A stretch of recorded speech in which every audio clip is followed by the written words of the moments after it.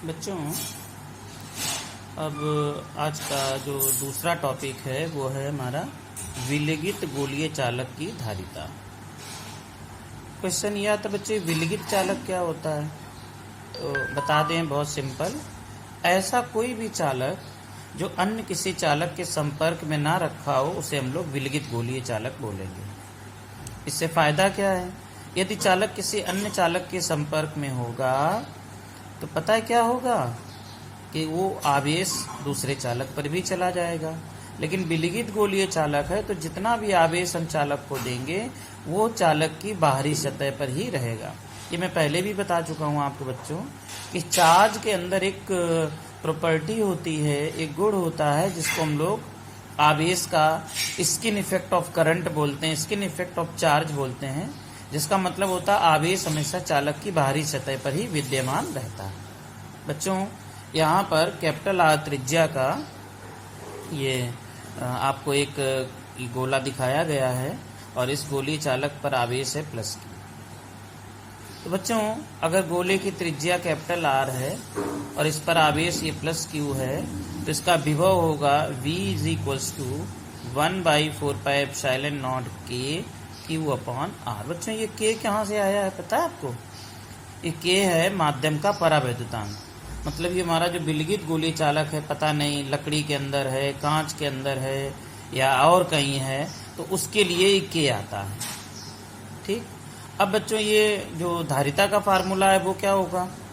धारिता होती C is equals to Q/V।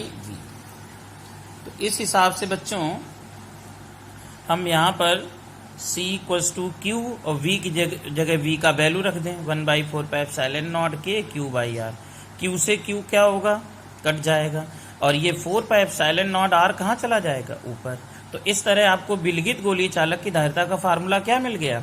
C is equals to 4πε0 K into R।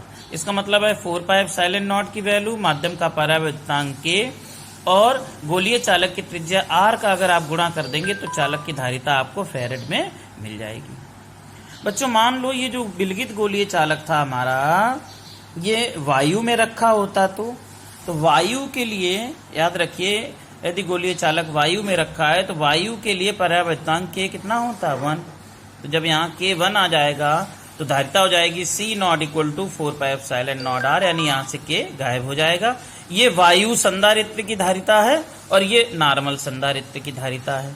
चालकों को जो आवेश को धारण करते हैं उनको हम लोग संधारित्र भी बच्चों बोलते हैं।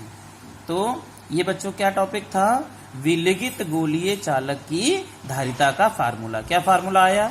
C is equals to 4πε0 KR। अभी जब नोट सेंड करूंगा इसको जब कॉपी पर आप लिखोगे तो एक बार और अच्छे से समझ में आने लगेगा। लास्ट टर्म का जो पिछला होमवर्क है वो सब कंप्लीट करके और आप लोग फिर से पढ़ाई के लिए तैयार हो जाइए।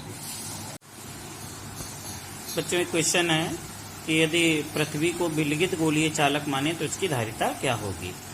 ऊपर अभी फार्मूला आपको बता ही चुका हूँ कि विलगित गोलीय चालक की धारिता क्या है? C equals to 4πε0 K into R। तो हमारी पृथ्वी को विलगित गोलीय चालक मान लो।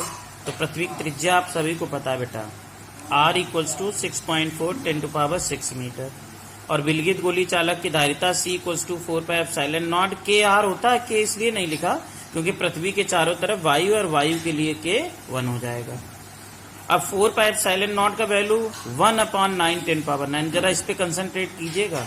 1/4πε0 का वैल्यू होता है 9 इंटू 10⁻9, लेकिन यहाँ 1 तो है नहीं, तो यहाँ 4πε0 है, इसलिए 4πε0 का वैल्यू 1/9 इंटू 10⁻9 होगा और उसके बाद ये R का वैल्यू रख देंगे। इन सबको सॉल्व करेंगे तो वैल्यू आपको मिलेगी 0.711 10⁻−3 फैरेड।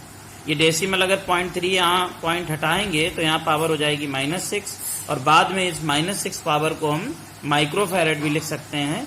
इसका मतलब बच्चों ये पता चला कि हमारी पृथ्वी जितना यदि बड़ा कोई चालक भी हम ले लें तो उस गोलीय चालक की धारिता कितनी होगी? 711 माइक्रो फैरेड। That's all.